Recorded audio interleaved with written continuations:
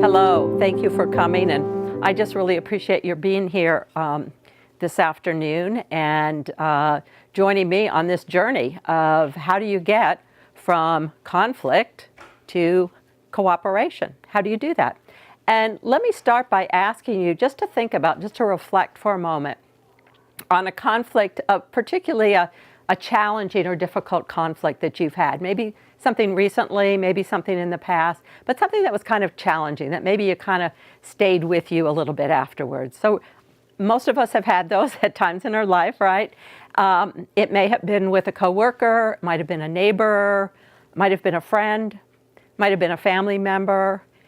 It may have even been a very close relationship, a loved one, a spouse, a partner, a son, a daughter, a mother, a father.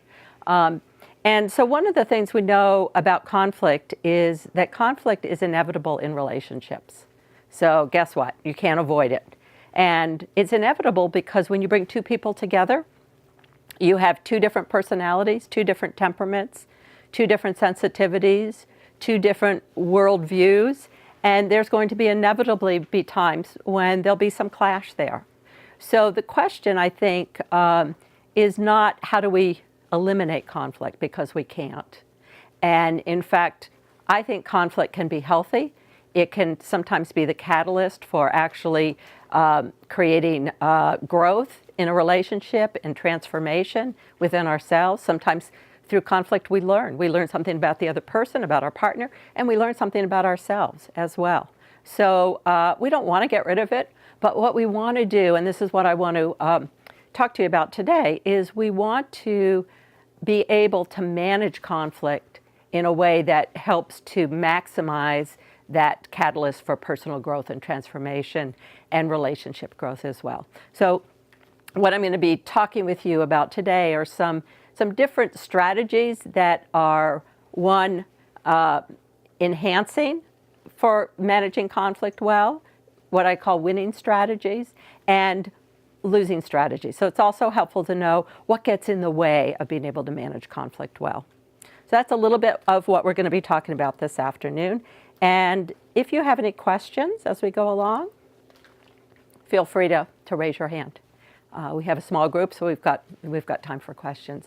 So definition of conflict. This is from Webster's dictionary. So Webster says conflict is a competitive or opposing action of incompatibles, an antagonistic state or action. Sounds kind of scary. A struggle resulting from opposing needs, wishes, or drives. So getting from that place to a place of cooperation, which is characterized by actions of being helpful, by doing what is wanted or asked for, common effort, and association for mutual benefit. That's quite a leap, isn't it, from one to the other? How do we get from this antagonism, from this struggle, to being able to have a sense of a common effort, working together, working as a team? And I think especially when it comes to personal, close relationships, we all want to work as a team. And conflict and how we manage conflict is a big part of our ability to do that. So how do we get from conflict across the bridge to cooperation? Well, I want to start again by looking at, come on in and have a seat. Looking at what some of the losing strategies are. What are the things that block or get in the way of good management of conflict? One of them, this is interesting, is my other granddaughter's not here, Ashley, so I get to talk about her a little bit. She's not here, right? So yesterday, Ashley, who's 13, and I were having a little conversation about this very first topic, and that's the need to be right. And we both suffer from this, right? We both suffer from this. So as you're listening to these losing strategies, the things that can hinder or get in the way of really effective, constructive conflict management, I want you to be thinking of when you're at your worst, when you're under stress or tension in your life, which ones of these do you gravitate towards? So Ashley and I both suffer from the need to be right. I've struggled with that all my life. I'm so much better now, but I'm still struggling with that. And she made a comment to me that I thought was so cute. She said, you know, Mimi, my grandchildren call me Mimi. She said, I think I'm right at least 99% of the time. And I said, oh, really? I said, no wonder you and I get into clashes sometimes. And I said, well, are you actually right 99% of the time? And she said, no, actually, maybe about half. So she's recognizing that difference, but she said, I still feel like I'm right 99% of the time. The second losing strategy is trying to change or control the other person. When I have couples come into my office and are dealing with conflict and problems in their relationships, this is a really big part of what I see. Coming to see the other person as the problem. If you would just change, everything would be just rosy, right? If you would just change the way you are, if you could be different and relate to me differently and talk to me differently, we wouldn't have all these conflicts. Defensiveness. Defensiveness has to do with defending or justifying your way of looking at things, your view of the world, your position, and withdrawing or avoiding conflict altogether. That's not the answer either. In fact, I was talking to somebody just the other day, a man in his early 40s, and he was telling me the story about how many times in his life he has avoided conflict. He grew up in a family where nobody raised their voice, where he didn't learn how to have a healthy argument. And so conflict was a little scary for him. And what he's now realizing at the age of 40 plus is that avoiding conflict has actually been a detriment in his life. It's caused him to make decisions and take actions that really weren't right for him. At times, it's caused him to harbor resentment because of agreeing to go along with something that he really didn't want to go along with. So avoiding conflict can sometimes be a block or losing strategy as well. What are the winning strategies? This first one on here, I think, is probably the #1 winning strategies to effective conflict management in our lives, and that is being able to hold the concept, the view, that there are two realities, that when you have two people, you and I are having a discussion, that you have a very separate but equally valid point of view and perspective and view of the world. That is super important. The more I can hold that thought in my mind, the easier it's going to be for me to work together and work as a team. Being able to repair disconnections, having some good strategies when things get difficult, when things get tense, when arguments start to escalate, of being able to repair that, to reconnect with the other person, to get back on a positive track. The next one is building a foundation of goodwill, and that's something I think we do all the time, hopefully, in our relationships. Close relationships and acquaintances or neighbors or coworkers, that the more we're building and sort of creating a really good, solid bank account of goodwill, the easier it is when conflict does arrive to be able to manage it well, because we have a base with each other. We have trust, and that's what goodwill does. It helps us create trust. And the magic ratio. So there's a researcher up at the University of Washington in Seattle by the name of John Gottman, and some of you may have heard of him. He's been studying couples' relationships for 40 plus years, looking at what works and what doesn't work. And one of the things he's found is that for the couples that are really strong, healthy, have mutually satisfying and long-lasting relationships, that those couples have a ratio of about 20 positive interactions to every one negative interaction, 20 to 1. That's a lot. But you can imagine if you're having so many positive interactions, when you do have that negative one, it just doesn't have the charge, does it?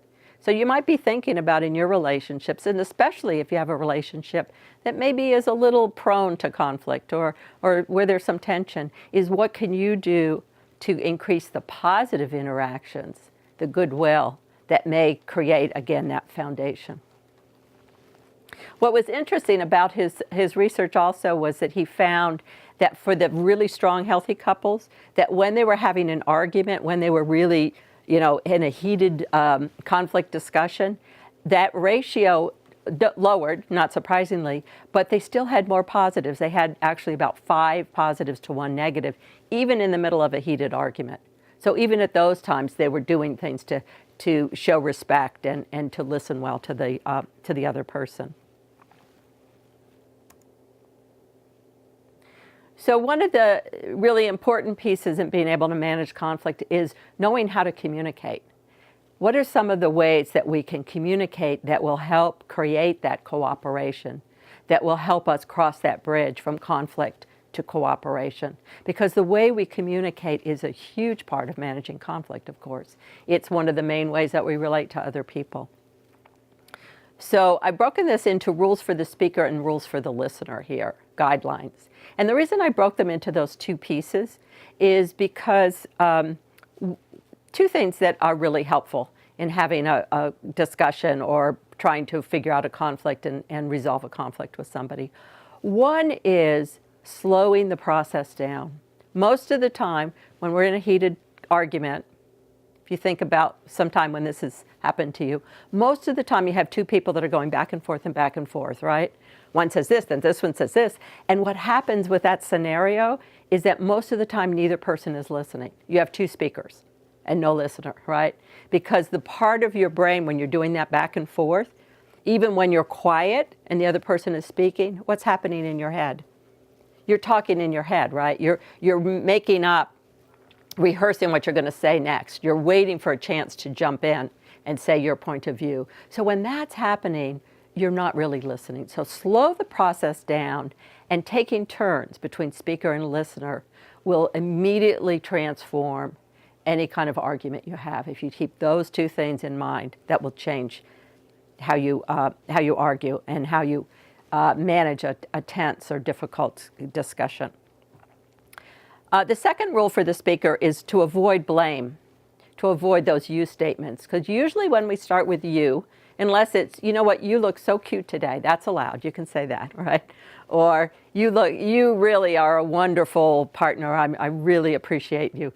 But most of the time when we're upset with the other person, most of those you statements are, you never do this, you're always late, you don't care about me, you're just so selfish.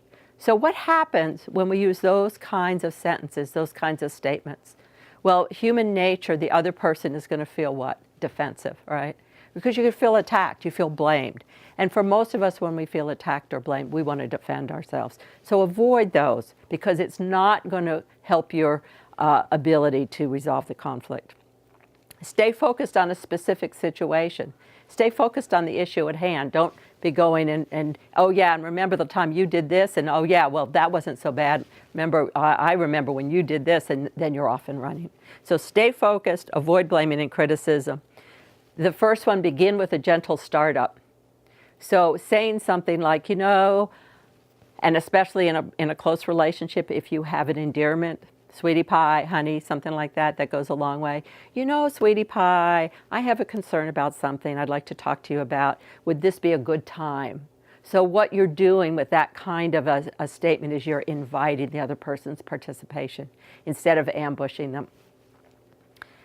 Talk about your feelings with I statements, the opposite of you statements. What is an I statement? An I statement is 3 words and 3 words only.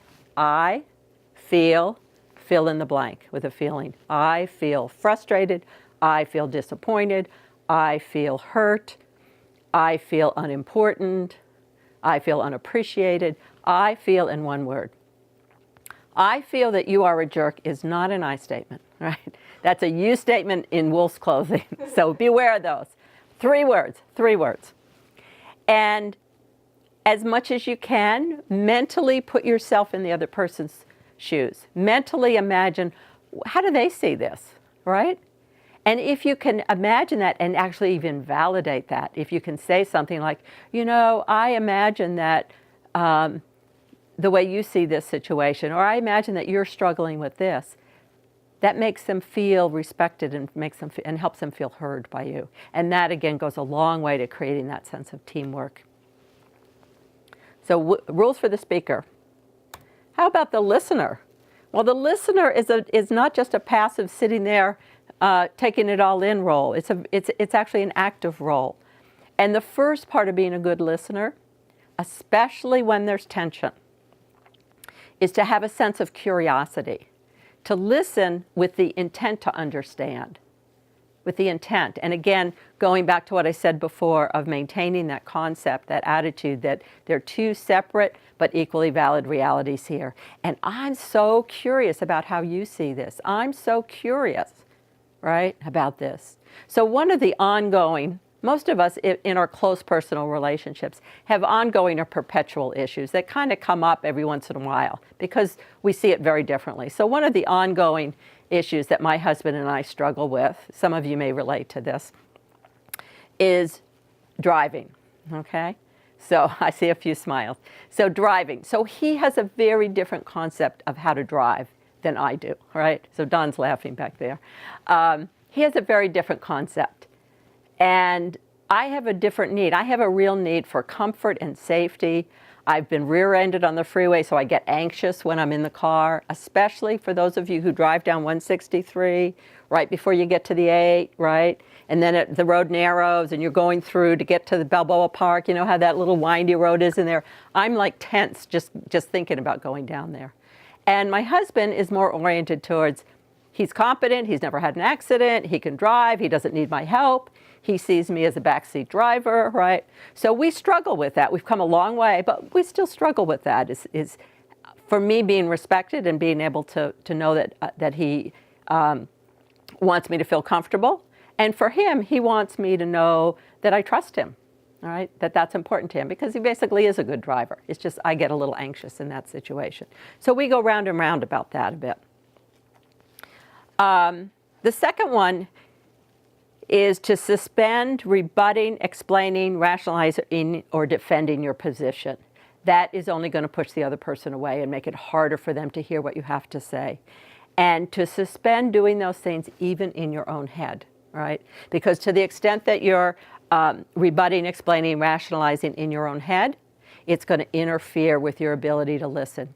It's two different parts of your brain. The part of your brain that gets activated when you're rebutting, when you're feeling defensive, that's a very different part than the part of your brain, the cerebral cortex part of your brain, that you need to have in order to listen, to process information, to understand. Two different parts. So you want to keep the part activated that's open, that's listening, that's able to process information.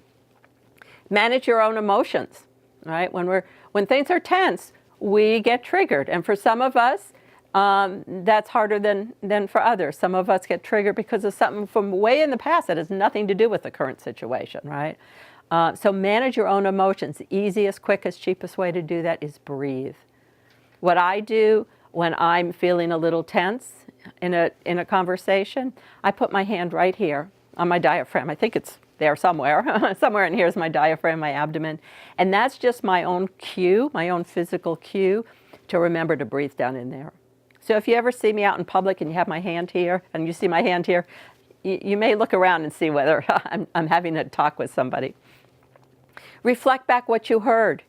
That's really, really helpful so that the other person knows that you're listening. And also it's a real good check for you to make sure that you got exactly what they said. So let me see if I got that. This is what I understood you to say. Is that right? Is that what you said? Is that what you meant? Because sometimes even just a tone of voice can completely change the message, right? So one of the things on the speaker's rules is to be aware of your tone of voice. Can completely change the message. And focus on what you can do. So a lot of times when we're having a disagreement about something, I'll hear one person saying, well, I can't do that. Well, that's not going to work. You want to shift that to the positive. Focus on what you can do. Well, I think I could do this. Or I'm willing to try this. So you want to come across as being generous, right?